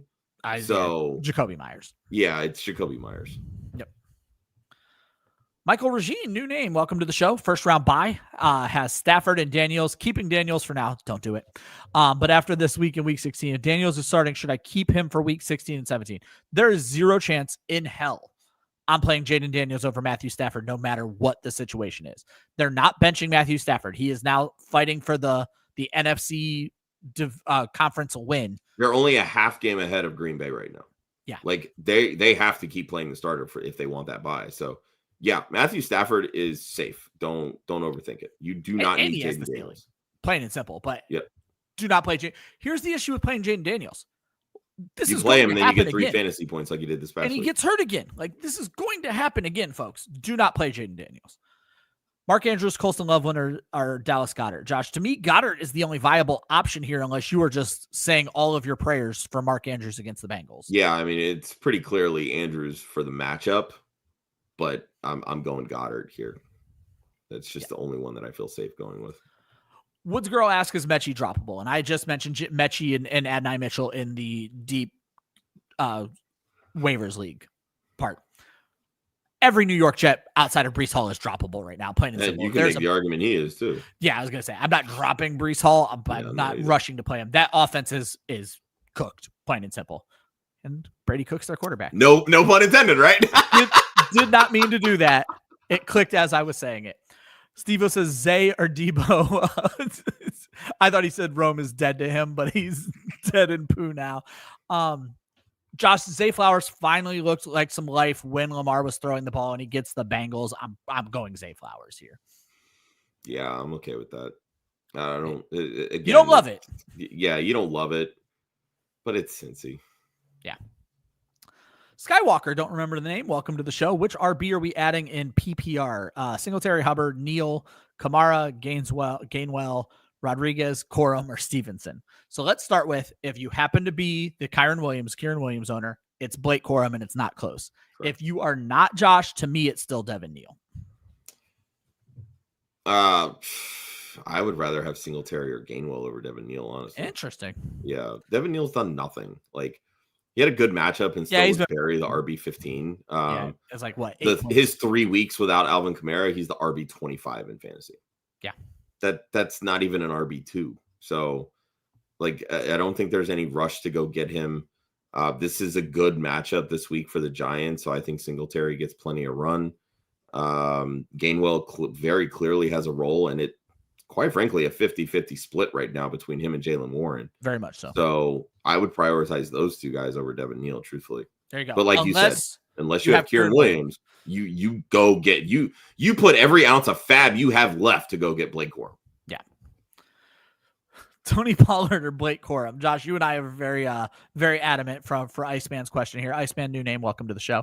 That Tony Pollard, you don't get credit for last week's points. Do not buy into this happening again. So yeah, it's the 49ers. Come on, guys. Yeah. Excuse me. No. Yeah. Tony Pollard, first game over 20 fantasy points. This is his first game this season over, I think, 15 was last week. Wow. He has been absolute dog shit this season. So do not buy into one good. This was the same shit we all went through with like Adonai Mitchell and Devon Vele and Dontavian Wicks. Like, you get trapped by last week's points. You get trapped by last week's points, and you're like, oh, well, maybe they're a viable starter now. There's literally 13, 14 weeks of data that tells you they're not. And Josh made a really good point that Kieran Williams is still dealing with an injury. There's a good chance this is still a 50-50 split with Blake Corum. Correct. Yeah, I'm still riding with Blake Corum here. And again, it's against the Rams, against the Lions.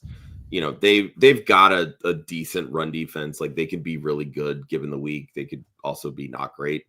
They get Corum out on the edges. They'll be fine. Yeah. Matty Random says drop the Cleveland defense, but for who? I don't know that I'm in a rush to drop the Cleveland defense. They get Chicago this week, which is good. Buffalo's not great. Pittsburgh in week 17 is fine. The only way I'm looking to drop the Cleveland defense, Josh, God, I'm looking. There's no one really outside of like Houston that I'm like Seattle that I'm in. This almost feels like an overreaction because Tennessee put up 31 points on them. Yeah. That's honestly what this feels like.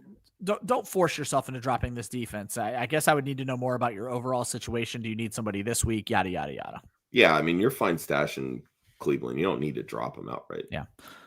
First round buys in all three leagues for ATL Outdoors. Congratulations. Looking at tight end, Hunter Henry and Theo Johnson were both dropped last week. Do we like them more than Strange? I do not. No, I don't.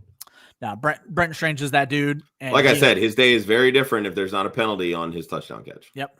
Thanks to Jacoby Myers. He's out here sabotaging. Yep. George, Travion Henderson, Marvin Harrison Jr., Keenan Allen. Travion Henderson is the only answer to this question. You cannot trust MHJ, and Keenan Allen is done. Keenan Allen hasn't done shit in 6 weeks. Yeah, Keenan Allen's droppable. He didn't make the list. He is very droppable. Let's just throw that out. Marvin Harrison just needs to get healthy, but even when he's healthy, he hasn't been great. So yeah. Quincy needs one running back, 2 wide receivers, and 2 flex. So let's start with the running backs, Josh Vidal, Singletary, and Hunt. Who does KC have this week? I don't know off the top of my head. I think it's a good matchup. Chargers. Not a great matchup. Not a great matchup. Though Saquon just killed him. A 150-yard run. And let's be honest, Kareem Hunt is not Saquon Barkley. That's very true. I'm going Singletary. Singletary? I'm going Singletary out of that group. I'll go Hunt, but I get it. And then 2 wide receivers. You're not starting T. Higgins, so we're talking Jaden Higgins, Jacoby Myers, Brian Thomas Jr., A.D. Mitchell. And then potentially we'll have Kayshon Boutte. Oh, I see. Yep. Jacoby Myers is the definite. Yeah, Jacoby Myers is a must. God, are we going both Jacksonville wide receivers, just betting on Trevor Lawrence? Jaden Higgins. I mean, I would prefer Boutte over BTJ. Boutte for sure, yeah. Yeah, so I would go. And he still has to flex 2 of these guys. Yeah, you got to flex 2 of them. So in that case, then I would probably throw Hunt in there. I think we're going with the same lineup here then, because then it's Higgins then, right?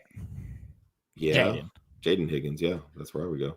So just so you're aware, we're going 2 running backs, Singletary and Hunt. We're going Jaden Higgins, Myers, and Kayshon Boutte. So good luck to you. That's rough, my friend. Oh, I missed that he has Swift. Would we start Swift over? No, that's a different. Oh, different question. Hang on. That was where's George? Oh, Travion, MHJ, Keenan Allen, still or Travion Swift. Henderson. Yeah, it's still Travion Henderson. Woods Girl, kicker question. Kaimi Fairbairn or Eddie Pinheiro? I don't like dealing with kickers that are dealing with injuries. I know we'll know if Pinheiro is back. Just give me Kaimi Fairbairn and I'll stick with the consistency. consistency. Isn't he kicking like 3 field goals a game? Who, Fairbairn? Yeah. Yeah. Stick with Fairbairn. Yeah, stick with Fairbairn. Houston Texans offense is terrible in the red zone. And that's why he kicks a lot of field goals. Any red flag on a kicker is a red flag. That's enough for me not to play them. And just the fact that Eddie Pinheiro is coming off of an injury is enough. Plus, he's Eddie Pinheiro. Yeah. I know he's been good this season. I'm going to get killed in the chat for that one. Patriots defense or Tampa Bay's defense? Well, Tampa Bay doesn't actually have a defense, so it has to be the Patriots defense. No, go pick up the Browns when somebody inevitably drops. Yeah, it sounds like the Browns are being dropped. Jacksonville might be out there. They have the Jets this week. Yeah, to me, it would be the Patriots, but if you can get the Jags, go get the Jags. Yeah, Jason Pierre-Paul is not helping the Bucs defense, by the way. Yeah, hilarious. Keenan, thoughts on Godwin for week 15? We talked a little bit about this, Josh. It's a Thursday night game. My issue is the Falcons have struggled at points against slot, but they seem to have flipped that lately. But Chris Godwin is also the best slot they've probably faced in a long while. Yeah, it's Chris Godwin. I'm not stressing. Yeah. We buy homes, 1 QB league, 6-point passing touchdowns. No, Jaden Daniels is not a hold. And I know it sounds like I'm yelling at you. We buy homes. This has just been a very common question this week. The problem with Jaden Daniels, there is a ceiling there. And this happened to me in our league this week. Josh, watch this happen. I got bought in by this ceiling and then he gets hurt again. And I'm in 6th place. I've thankfully still made the playoffs. The problem is, Josh, anytime Jaden Daniels touches the field, it's very likely at this point he's going to get hurt again. Yeah, especially in front of that Swiss cheese Washington offensive line. No, you don't. First off, you have Dak. You don't need Jaden Daniels. If you want somebody to back him up, grab CJ Stroud. Yep. He's playing well right now. Stroud or Darnold. And we talked about we don't love Darnold this week. Darnold versus Indy or May versus Buffalo. It's May. It's not even close. It's May by a Here's the thing with Sam Darnold. He's played well on the field. Yeah. He is a much better NFL quarterback than he is a fantasy quarterback. We said that earlier. He is a godsend for the Seattle Seahawks. Yep.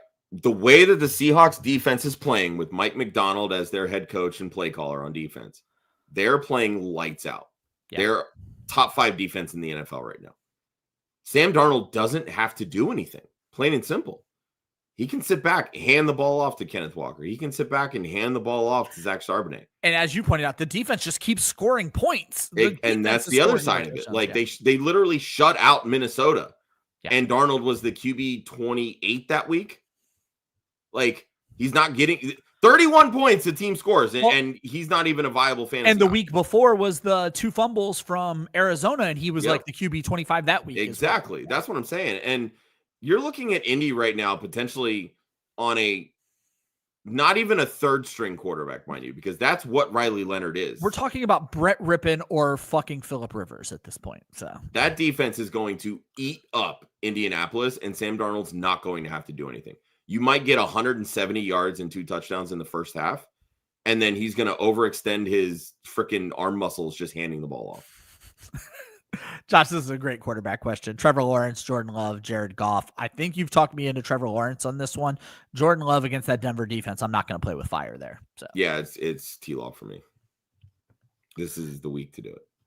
Devin Neal, Wan'Dale Robinson, Aaron Jones, or Chris Godwin. Aaron Jones came off of that injury, had like 70 yards, but was not able to find the end zone. To me, this really comes down to Wan'Dale or Chris Godwin. I'm assuming this is some form of PPR for Schlatt here. Yeah, Dallas's front has obviously improved. They're at home. They play a very different brand of football at home. Yeah. I do not trust JJ McCarthy in that building, which lends me to not trust Aaron Jones in that building. Yep. So I'm going to dismiss him. I'll dismiss Devin Neal. So really this boils down to Wan'Dale versus Chris Godwin for me. We know Godwin against the Falcons. Who do the Giants have this week? I know it's a decent Washington, matchup. I think. Okay. Yeah. Give me Wan'Dale. Yeah, that's what I was thinking as well. Yeah, give me Wan'Dale. If I can get, let me make sure I'm right on that. I just threw it out there. Why am I not finding either one of those teams on my list? Yes, it's Washington versus the Giants. So yeah, Wan'Dale Robinson. All right. Zach has Hampkin, Judkins, Breece Hall, Woody Marks, RJ Harvey, Devin needs to pick 3. It's all about upside. He's down by 60 after the first, a double week playoff. So all upside here, Josh. Hampkins, Judkins, Breece Hall, Woody Marks, RJ Harvey, Devin Singletary. So Hampton gets KC. Don't love that. Nope. Tough. Who do the Browns have? Browns have. I should be way better at this. It's been a while. Chicago. I'm starting Quinshon Judkins. Breece Hall's got Jacksonville. Woody Marks has Arizona. Harvey's got Green Bay. Singletary has Washington. All right. If I'm going pure upside, I'm going to go Judkins, Breece, and probably Harvey. I just like he can score a touchdown from everywhere, Josh. I'm staying away from Breece right now. I get the opinion. Yeah. I've just seen him take 50-yard passes for touchdowns. So. Sure. I mean, if that's the case, then start Hampton against KC, but you're not going to do that. Yeah, exactly. So that's kind of my point.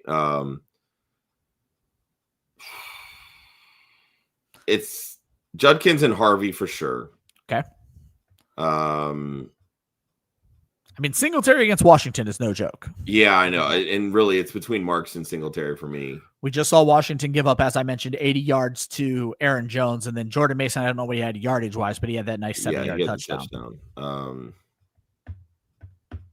going to go Singletary because I think they can move the football. And if Jackson Dart's not running it in, they give it to Singletary inside the 20. So I'll go Singletary over Marks, but you could very certainly talk me into Marks over Singletary. Woods Girl asked if Alec Pierce is droppable. Yes, every Colt not named Tyler Warren or Jonathan Taylor is droppable. So. I would agree. And I agree. Even Michael Pittman, it's rough. Week 16 defense, Josh, you got Chiefs playing the Titans, 49ers playing the Colts, Bills playing the Browns, or Vikings playing the Giants. As of this moment, Josh, with what's going on with the Colts, I would go Chiefs over Titans. Yeah, 49ers have a league low in sacks this season. Yeah, they're just doing absolutely nothing. They're not doing anything fantasy-wise. So, yeah, give me the Chiefs. I think that because, again, I mean, they're fighting for a playoff spot, and right now the defense is really the bright spot on that team. Yeah. And I think they can bottle up Cam Ward in that offense pretty easily. ATL Door says they noticed last night the Chargers seem to be favoring Trey Harris when they're running the ball. And, Josh, you kind of noticed this with another team where you said someone could run block. I can't think. Pat Bryant. Josh, that's what happens when teams have to force weirdness in their offense is an older wide receiver who may not be as willing to run block, and Keenan Allen gets taken off the field. So. Well, Keenan Allen mostly runs out of the slot anyway. Yeah. Like he bounces back and forth between the two because they do have Ladd in the slot. But this is a team that, they spread out the formations a lot this season more so than previous ones because they have such good wide receiver talent. But like Keenan Allen hasn't done anything, and Correct. They spent a second round pick on Trey Harris. Like at a certain point, you got to see what he can do. I agree. Derular, would we play Devonta Smith, Jaden Reed, or Debo in a must-win situation? Must win. I'm probably going Debo against the Giants. That would be the only one I would remotely trust. Yeah, I want to say Devonta, but I just don't trust the Eagles' offense right now. Coming from an Eagles fan, people, I need y'all to understand that. Josh, I would have never in a million years thought that these four names would be in a question together, let alone about your flex spot. Shout out to Michael Marin for having the conundrum of all conundrums. Devin Neal, Devin Singletary, Justin fucking Jefferson, or Stephon Diggs. And I'm not making fun, Michael. This is the terrible situation fantasy football has put us in. Josh, against the Bills in a revenge game, and you cannot convince me Diggs is not a revenge game guy, I'm probably going Stephon Diggs. Yeah, it's 6 for 100 the last time they played. Exactly. It's Diggs. It's Diggs, then Singletary. Then I would probably go Jefferson and Neal. That's how I would rank them. Tanner must win. Devonta Smith, Wan'Dale Robinson, Devonta Smith twice, or Christian Watson. Josh, I like Watson a lot, and he's a decent ceiling play if things pop off. I'm going Wan'Dale Robinson here. Yeah, probably against Washington. I like that. Watson really does take a hit this week against Patrick Surtain. So, yeah. Blaze, T. Higgins, QJ is never QJ. Chris Godwin, Ryan Flournoy. We need to know more about Flournoy. Do we think Jahmyr Gibbs gets stuffed this week? I don't think Jahmyr Gibbs gets stuffed this week. I know the Rams have been good, but Jahmyr Gibbs is Jahmyr Gibbs. I think T. Higgins is out. QJ is never the answer, Josh. I think because we default. What's that? It's Godwin by default because you're not going to know about the CeeDee Lamb on Thursday, so you have to go Godwin. And Tanner, Getting us out of here, Debo or Christian Watson. Tanner was in a must-win situation, Josh, but to me, Debo and that quarterback situation are sketchy enough. I'm still going to go Christian Watson. Yeah, I still would go Christian Watson as well. Woo! 95 minutes, folks. I hope your waivers go fantastically. Club Fantasy will be on live again tonight. It's 10 o'clock, right, Josh? 10 o'clock, correct. Yeah, so that is Sam Holt and Derek Tate for Sideline Banter. That is going to be our first foray into Week 15. They do a great job. Make sure you guys tune in for that show as our partnership with Women Fantasy Football. And Josh and I will be live again tomorrow night. I think Joe might be with us, but if he's not, you still get Josh and I. That is our flagship show, no pun intended, every Wednesday at 9 o'clock. I think Josh is taking care of the questions in the chat, so I'm getting us out of here. We'll see you guys next week.